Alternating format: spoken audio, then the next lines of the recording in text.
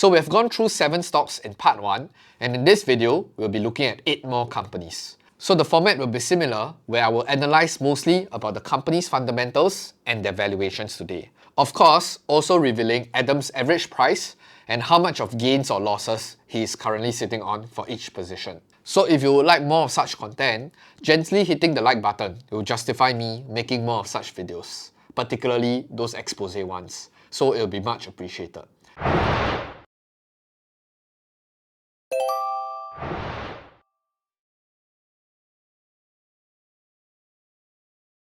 Now, moving on to the 8th company on this list, it's none other than Alphabet, which is also the parent company of both Google and YouTube. So Adam's average price on Google is around $101 and is currently sitting at a 25% gain. So on a year-to-date basis, Google is actually up 41%. So likewise, to many of its tech counterparts, they all have experienced a tremendous rally on a year-to-date basis. So on a 5-year chart, you can see that it's slightly choppy. It had a great run in 2022 and then it was selling down. So I think largely speaking in 2022, it's your usual talking points of an impending or an upcoming recession.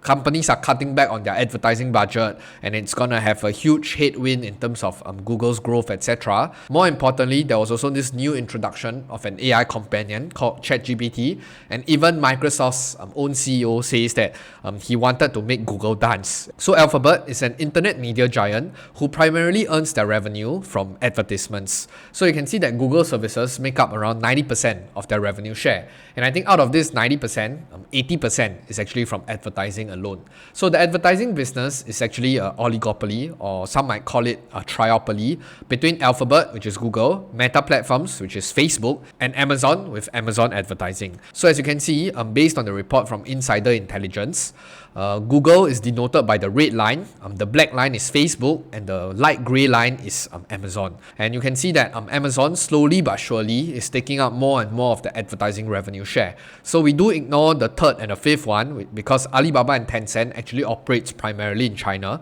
So a large part of the advertising revenue worldwide or even in the US is dominated by the 3 names that I mentioned previously.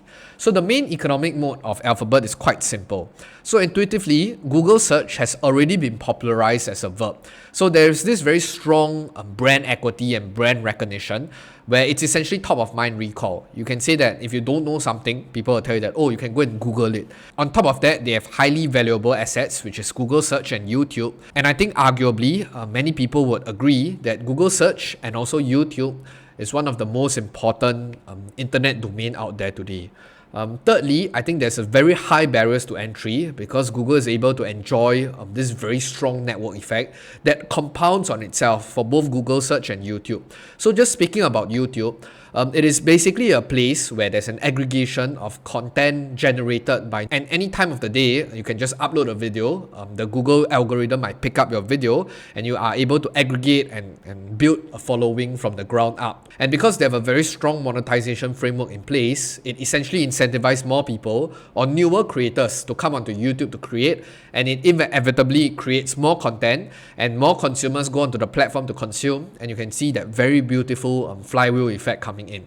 On the flip side, I think for Google search is similar because there's so much data points already on the platform itself. It is able to feed all these data points to the AI and they're able to recommend much better search results, and there's better trust amongst the results, which attract even more people using the platform, and then the entire flywheel effect kicks into play again.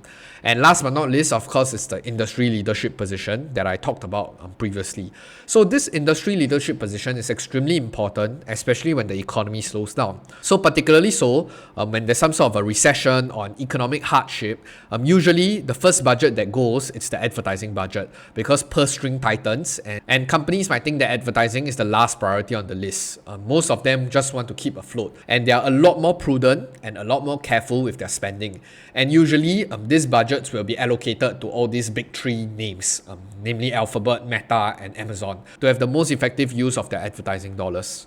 Now, moving on, I think for Alphabet's case, as you can see based on the price action, there is some sort of sell down, quite heavy sell down in 2022. And it was essentially plagued by a myriad of different concerns. So in the latest quarter at least, I think Alphabet, they are currently growing their cloud platform pretty healthily. So in their recent cloud growth, it essentially disappointed relatively. And this idea of relative is very important because in the recent Q3 earnings, Google Cloud actually grew 22% year on year, which sounds good, right? But if you were to compare Google Cloud with Microsoft Azure, they actually grew 27% year on year. And the kicker comes in when Microsoft Azure cloud market share is actually a lot bigger than Google Cloud. If I'm not wrong, it's around 1.8 to 2 times bigger. So if your main competitor, which is 2 times your size, but able to grow faster than you, and I guess that's why investors were a tad bit disappointed. On the second point, I think advertising as a cyclical industry, it's quite intuitive because if the economy is booming, companies have more revenue, companies have more sales, they are able to allocate more money to advertising. But if everything comes to a halt, things slow down, people will tighten their budget. So it essentially models after the economic patterns of the global economy. And I think one additional fact that people tend to forget is the tailwinds of digital ad spending is basically slowing down. I have seen some discussion points saying that, oh, look, in 2008, 2009, back then it was the global financial crisis. I think companies like Google and Meta still managed to grow their earnings, managed to grow their revenue. That is also because there was this huge tailwind that is guided by the entire switch in terms of how advertising dollars are spent. 2 decades ago, most companies actually spend their advertising dollars on those brick and mortar platforms and more importantly, those cable platforms. And I think in recent times, at least in the last decade or so, you can see this huge transition, which is why many of the newspaper companies or even cable companies are slowly losing their appeal in the advertising industry. And you cannot continuously expect many of these digital ad transition to continue feeding this growth because we are already at a level of maturity. Next up, I think ChatGPT and this whole idea of AI-assisted search is going to disrupt Google search and Google's entire core business. So Microsoft did say that they're going to make Google dance, and it does seem like some sort of a ticking time bomb. So I think it's true that ChatGPT was a game changer and it disrupts a lot of workflow.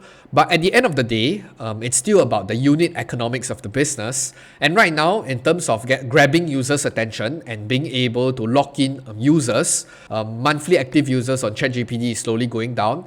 And in terms of the percentage of users using Google search, it's back on an uptrend again. So at least for now, it doesn't seem like Google search is going to be out of business, but it is some sort of a ticking time bomb as any of the other big tech companies that are able to introduce a different way of doing search, they're able to disrupt Google's core business. And this is something that investors probably want to keep at the back of their mind.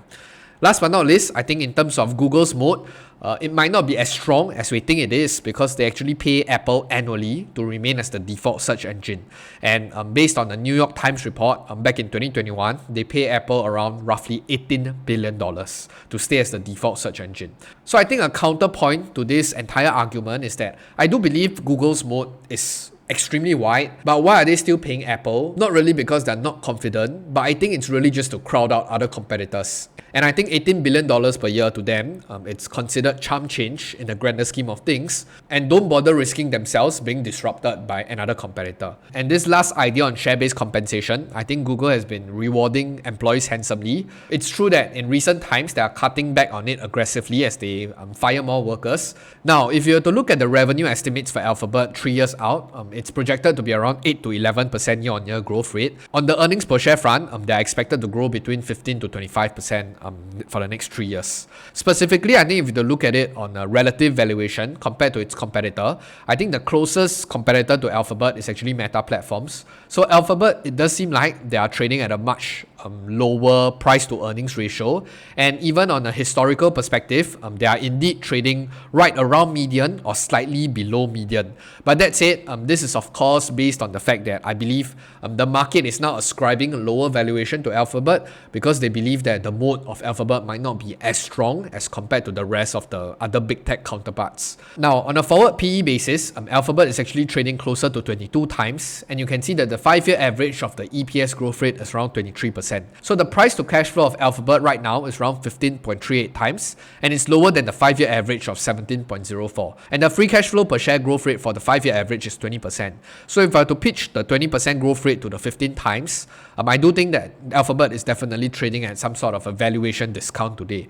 But it really depends on how you guys look at the economic mood of Alphabet and whether you are interested in becoming a long-term shareholder of this company and owning the two biggest assets of Alphabet today, which is Google Search and YouTube.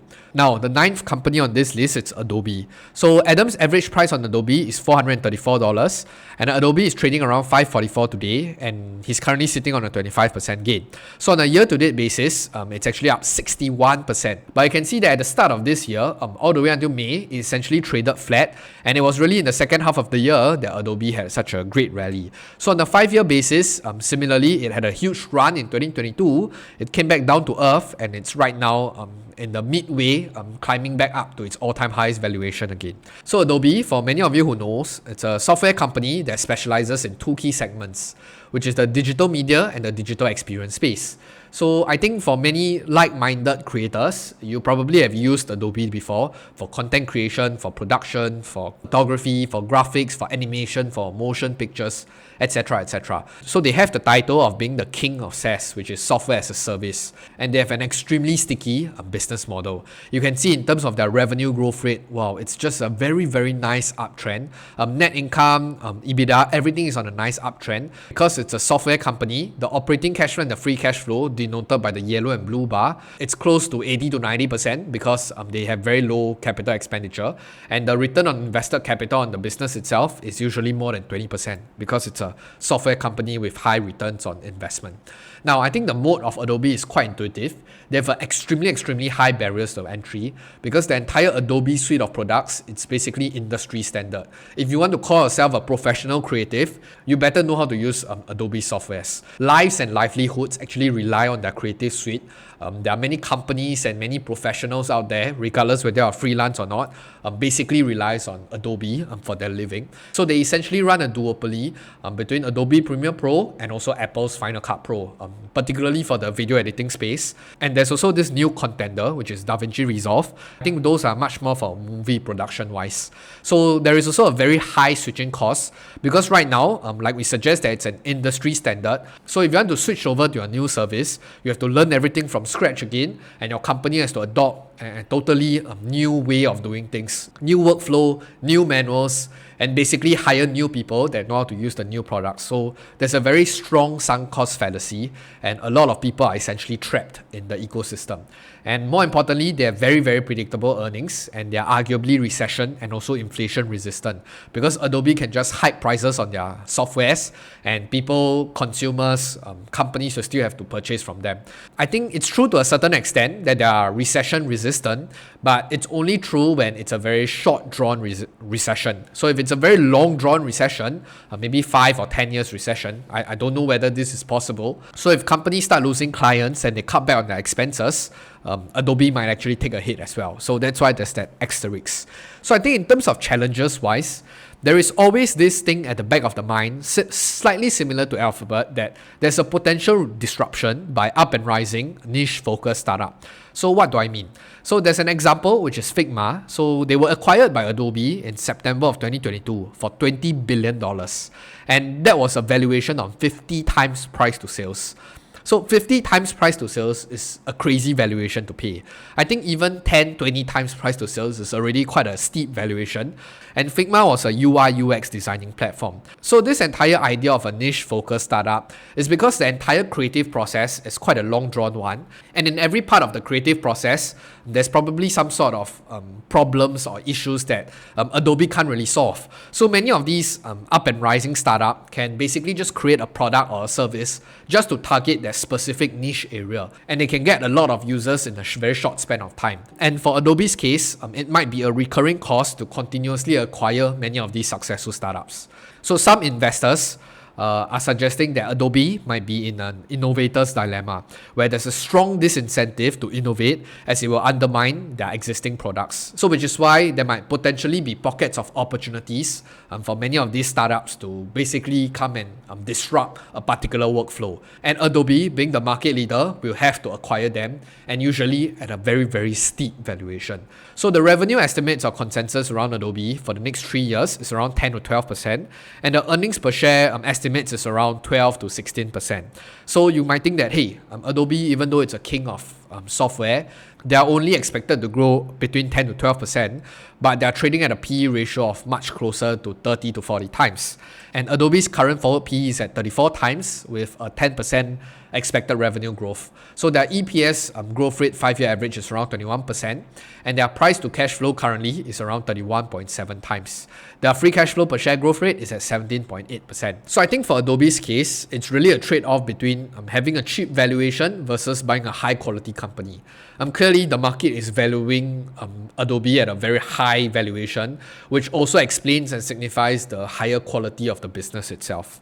For those of you who are enjoying this video and want to know more about how Adam analyzes and cherry picks stocks, you're in luck. At our upcoming Black Market Live event, you'll be able to catch Adam doing a live stock analysis and how he deems whether a company is within the top 1% in the entire world. Tickets are free and the registration link is in the description box down below. Now, moving on to the 10th company, which is Microsoft. I believe most of you have heard of this company before. Adam's average price is $252, current price is $346. He's sitting at a healthy gain of around 37%. So year to date, also a humongous rally, 44%. And on a 5-year basis, it's up to 25%. I think Microsoft was one of the tech companies that had the least volatility due to the diversified nature and how strong the suite of software and products they offer. So Microsoft essentially develops and supports software, services, devices, and solutions. And they have 3 main segments: cloud, productivity and business, and also personal computing. And many investors like to call them the king of software. You can see in terms of their revenue growth, it's just a very, very steady uptrend. For the operating and free cash flow, you can see that it's a very, very nice upward trajectory. And more importantly, I think for stock-based compensation wise, Microsoft has been one that has kept their cost structure very lean. Unlike Alphabet, they managed to keep their ROIC for the last 5 years at least 25%. So that's something that we all look forward to. So I think for the mode of Microsoft, it's very simple to understand. They have very, very high barriers to entry, similar to Adobe. They are basically the industry standard product. Lives and livelihoods rely on their productivity suite. It's the default platform and engine for many of these companies out there. So they do have economies of scale as well. So they can employ many of these strategies like bundling, scaling, producing, distributing to a large part of their consumer base, and many of them just take it up readily. And they also have very, very predictable earnings that is arguably recession and also inflation resistant. So some of the challenges, I think, for Microsoft being one of the biggest boy out there, they do have a target on their back by some of these government agencies with regards to anti-monopoly initiatives.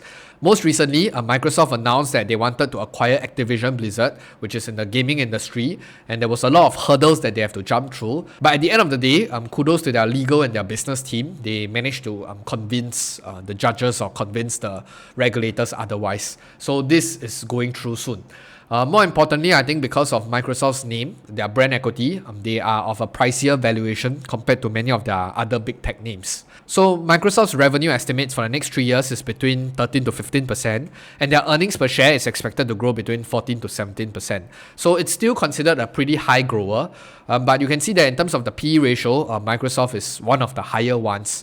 It's currently trading at 34 times compared to maybe Alphabet or Meta that is closer to 20 times. And you can observe that over the last 5 years, Microsoft's PE ratio definitely started to inflate because the quality of the business is slowly getting uncovered in the investment world. Specifically, Microsoft's forward PE is around 31 times and their EPS growth rate 5-year average is around 16%. So their price to cash flow right now is around 23.3 times, which is similar to their 5-year average, and their free cash flow per share grew at around 12.86%. So they're not necessarily a very, very high grower if you compare to the rest of these companies, but Microsoft is definitely one of the top quality companies out there. There's a diversified portfolio of software and hardware revenue, very, very inflation and recession proof earnings and growth. Now, moving on to the 11th company, it's actually Mercado Libre. So Adam's average price around $1,142 and it's trading around $1,300. So Adam is currently sitting on a gain of around 13.7%.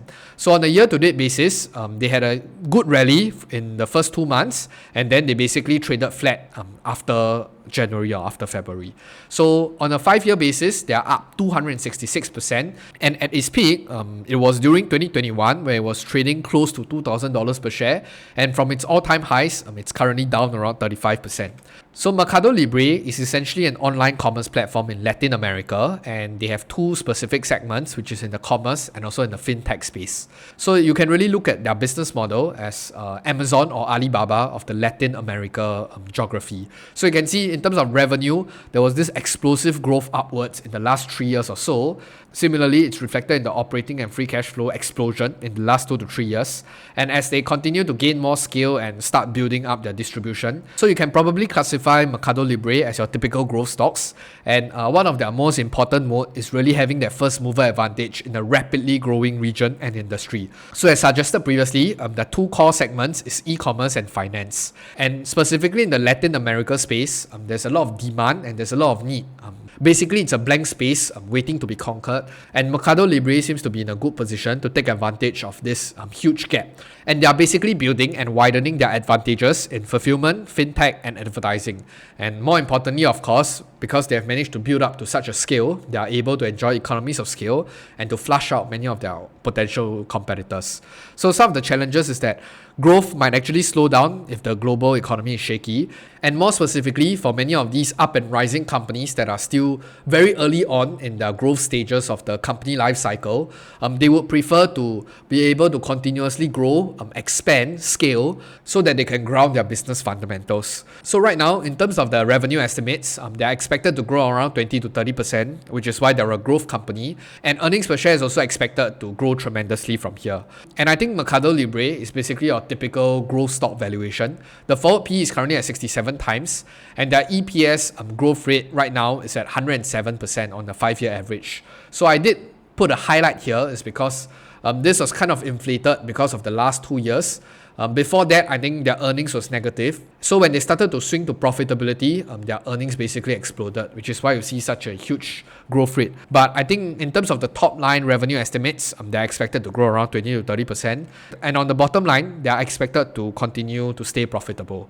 So on the price to cash flow basis, they are currently trading at 47 times, and their free cash flow per share growth rate is around 27%. So I think the entire investment thesis around buying Mercado Libre today is really you see the vision and you see the execution of them being the Alibaba or being the Amazon of Latin America. And if they're able to conquer that piece of the pie, I do believe that there's still some level of upside to it. So Nvidia had a monstrous rally of near 200% on a year-to-date basis. So Adam's average price is at 163 and it's currently sitting at around 160% gain on it. So on a 5-year time horizon, they're up 687%. So there's probably a CAGR of around 80 to 100%. But I think for early investors of Nvidia, you guys probably sat through a wow ride where there was a huge run in 2022, probably because of the entire Bitcoin and crypto hype. And then there was this big crash because the gaming business was taking a huge hit. GPU business was also taking a huge hit because of the crypto winter.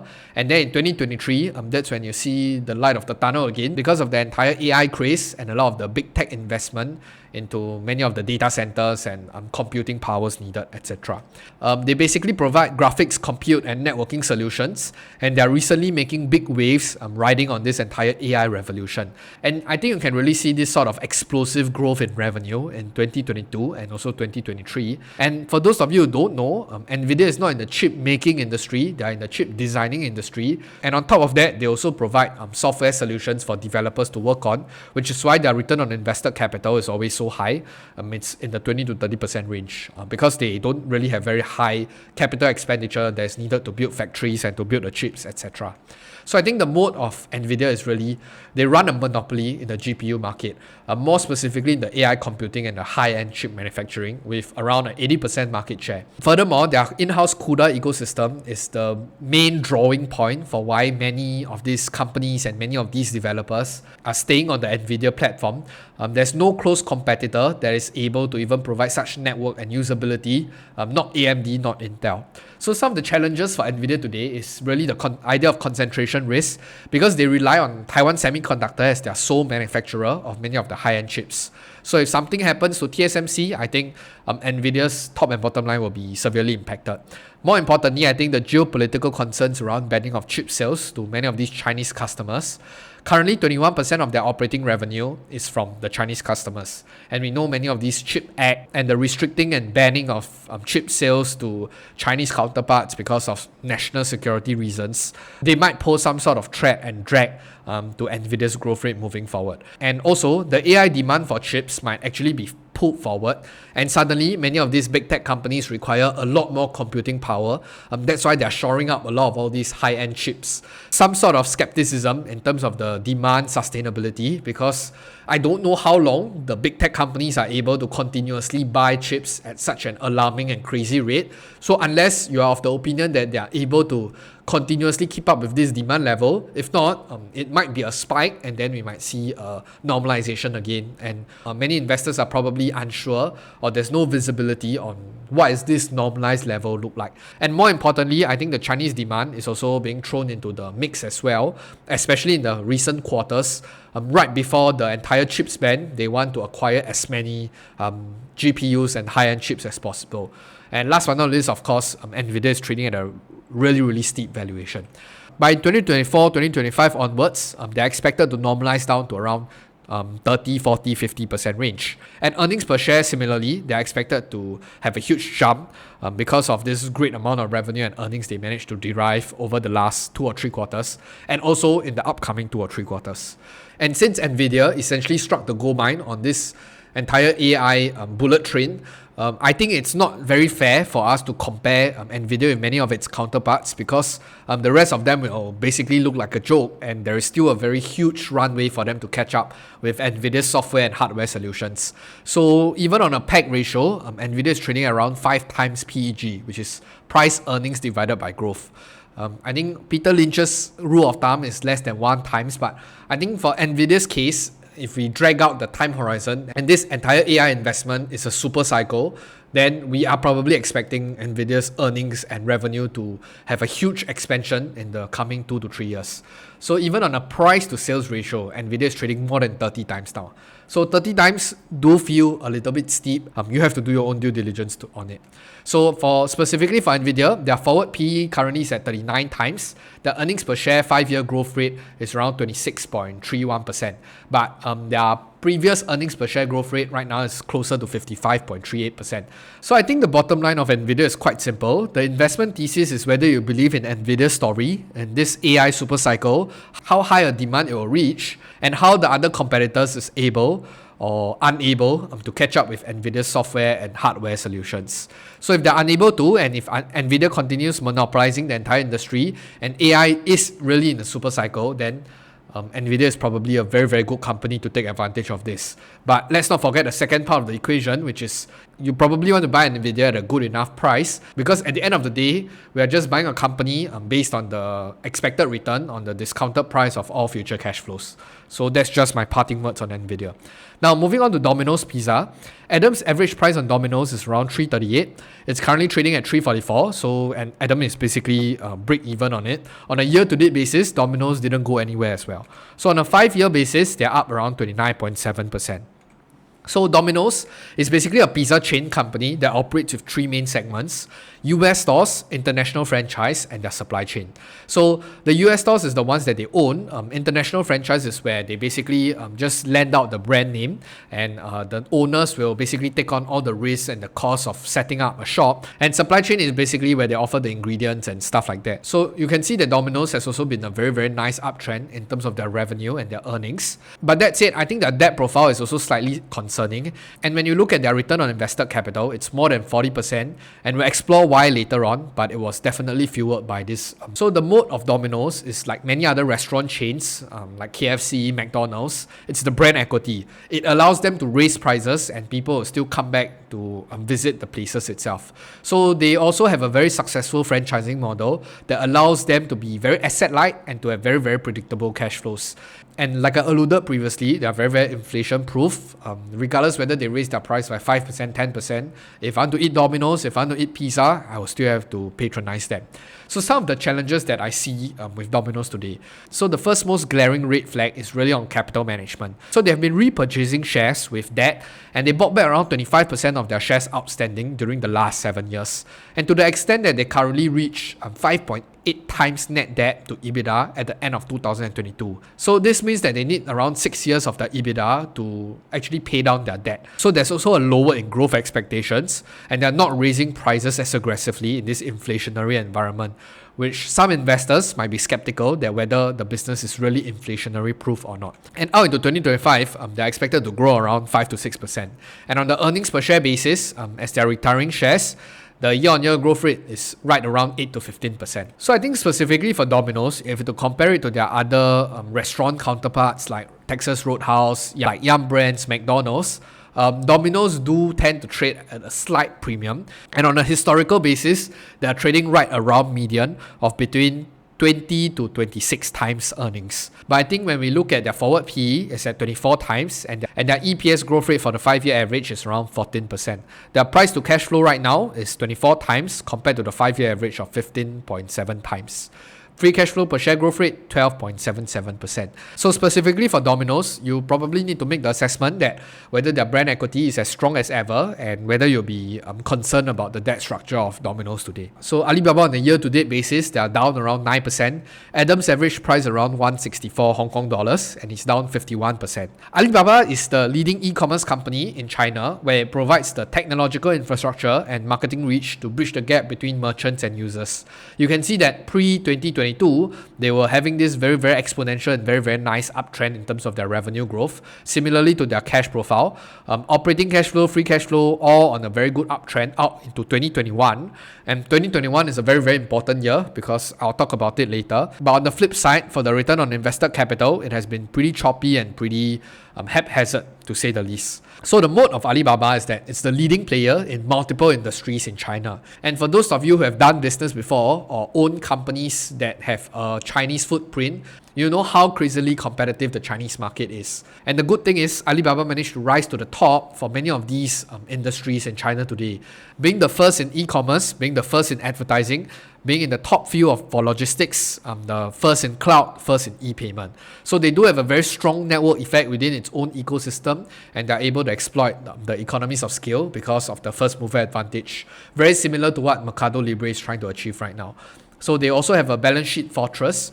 You can see in terms of their cash to debt profile, they're holding near 80 billion US dollars on their balance sheet, and they're able to staff or invest in competitors. And that's why they managed to retain their position for such a long time. So some of the main key challenges around Alibaba today is that there's a very strong competition coming out from Douyin, which is the parent company of TikTok, specifically in the advertising and the e-commerce industry. So like I said, because China is a very competitive place, TikTok, or the parent company ByteDance in this case, came from having nothing, and they started building their business in less than 10 years, and they are now rivaling many of these big tech companies like Alibaba and Tencent, trying to gain and trying to steal market share in the e-commerce and advertising business as well. So this is definitely one of the key concerns in terms of the competitive landscape. Next up, I think in terms of the macro challenges, I don't need to explain too much. For those of you who do follow, Chinese economy is not really in a very good place right now. You have the entire real estate bubble, and then you have your youth unemployment, and you have people being pessimistic of the outlook of the future, which inevitably cause a slowdown in the consumption patterns, and people are no longer spending. Or more importantly, there's also a changes in consumption habits, where a big part of the Chinese consumer base start to be a lot more price sensitive, and that's why Pinduoduo, which basically has a huge market share in the lower rung of the consumption ladder, is currently rising up very quickly in terms of their revenue growth rate, grabbing e-commerce market share from both Alibaba and JD.com. Next up, I think 2021, why was it an important year? Because of the entire tech crackdown, where they were reining in many of these big tech companies. That's why there was a lot of stifling of growth and how Alibaba has grew thus far. So cloud adoption in China also remains to be slow and lackluster, specifically those that are of higher value add. So the infrastructure as a service is really a commodity business that is done very well by the legacy mobile platforms like China Mobile. So I think for many big tech companies like Baidu Cloud, Ali Cloud, Tencent Cloud, they try to focus more in terms of delivering value-added services on their cloud platforms. And we can see that, of course, because of the entire macro challenges and whatnot, many companies have been very slow in terms of adoption and transition. That is why cloud adoption and cloud growth has also been lackluster for Ali Cloud specifically. Because of all these challenges that are compounding in nature, their gross and net margins actually is declining. So in terms of revenue estimates for Alibaba, they are expected to grow around 6 to 10% in the foreseeable 3 years. And for the EPS estimates, they're expected to grow between 8 to 15%. And because Alibaba also hold a portfolio of companies, their earnings might be slightly volatile because they have to write up and write down their investments. But generally, Alibaba is currently in the phase of trying to return capital to shareholders by buying back shares and also splitting up the business into 6 key segments. So if you were to look at it on a historical PE basis, Alibaba was trading right around 20 to 25 times. But I think you do have to take into account the deteriorating in fundamentals, as margins has shown some sort of deterioration and you don't really have any visibility in how the Chinese consumption story is going to recover. So in terms of earnings per share basis, the peak of Alibaba's EPS was around $9.37. And if you have to compare it to their current valuation, if they're able to reach peak earnings again, which is $9.30, trading at around $80 today, they are basically trading at around 8 times earnings. Now, moving on to the second Chinese company on this list, which is Tencent Holdings. So Tencent on a year-to-date basis, similar to Alibaba, it's down 12%. Adam's average price is around 458 and Tencent is currently trading closer to 290. So it's down 37% on this position.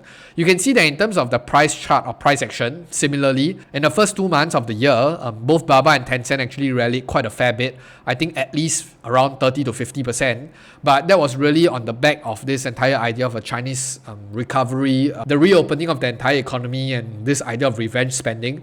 But after the first 2 or 3 quarters of earnings report, investors were basically disappointed and that's why they started trading down and down. So on a 5-year basis, Tencent essentially traded flat. But not forgetting that for early Tencent shareholders, they actually get to enjoy some sort of special dividend as they have given out JD shares and Meituan shares as well. So I think to understand Tencent's business, simply put, they are the leading technology company in China today. Their main business segments is in communication, advertising, gaming, and also venture building. So 2021, it's the special year again. You can see that pre-2021, revenue, net income, EBITDA, everything is growing very nicely. But after 2021, in 2022, you can see that there's a huge reduction and huge slowdown. In fact, there's a negative year-on-year growth rate for them. And even for Tencent, their ROIC figures are also on a downtrend, which is slightly worrying for long-term shareholders. So I think the economic mode of Tencent really comes from this indisruptible network effect that is built on WeChat, which is a foundational technology in China today. So for those of you who don't know or haven't been to China before, basically everything builds on WeChat. Every single Chinese person in China today probably has the WeChat app downloaded onto their smartphone. And because of this application, Tencent is then able to build other business verticals because they treat these as the gateway to introducing new application or new services. So they also have a very strong track record in terms of an investment acumen because their portfolio is currently worth around $60 billion in listed companies and also $48 billion in unlisted companies. So you add them up, that's around $110 billion as of June of 2023. More importantly, they also have leadership in multiple business verticals, from communications to social media to gaming to advertising. So there's also very strong competition coming from Douyin, and Douyin is basically stealing a lot of attention from WeChat products and services, and that's why they are unable to monetize as effectively in terms of their advertising arm. And more importantly, for the macro challenges, there's an overall slowdown in advertising. That's why you see there's that negative growth year on year from 2022 out into 2023 as well. On top of technology, there's also a gaming crackdown, and Tencent being the biggest game provider in China, they are not spared from this entire crackdown from the government. And also their bottom line margins, similar to Alibaba, both gross and net margins are currently declining. So it's really a compounding of many of these factors that caused Tencent to basically underperform over the last 5 years or so.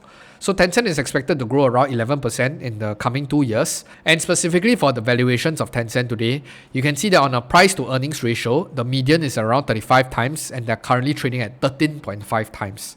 So I think the concern around Alibaba and Tencent is pretty similar. If you look at their forward PE, they are really trading at pretty interesting valuations. And there are many explanations for this. And many investors will jump out and say that, you forgot about the Chinese discount. But let me just remind you guys that back in 2021, before this entire macroeconomic slowdown, Evergrande crisis, property crisis, government crackdown, Chinese companies were also trading at decent valuations that are quite respectable. And just being a tech company, I think they command a pretty decent valuation. So just looking at the EPS growth rate on a 5-year average, so they are at around 14.27 and 23.14%. But right now, at least on a trailing 12-month basis, you can see that they really slowed down significantly. So at the end of the day, I think the bottom line for buying into many of these Chinese companies really require a lot of faith in terms of the Chinese consumption story, how the Chinese regulators moving forward is able to work together with many of these Chinese tech companies, and whether they are able to regain back their growth rates from both top and bottom line, their margins when they invest in new investment projects, and more importantly, whether they're able to return capital effectively to shareholders as well or not. So I hope that you have enjoyed this series, where I reviewed and broke down a portion of Adam Khoo's portfolio. So in this year's Black Market Live event, Adam and our fellow Piranha Profits mentor, Bang and Elson, will be debunking some of the dark myths and manipulations perpetuated by Wall Street, and how you too have the ability to beat the professionals at their own game. So tickets to the black market are free, but spots are limited. So click on the link in the description to reserve yours now. So this is CK from Piranha Profits signing off. Till next time, keep winning.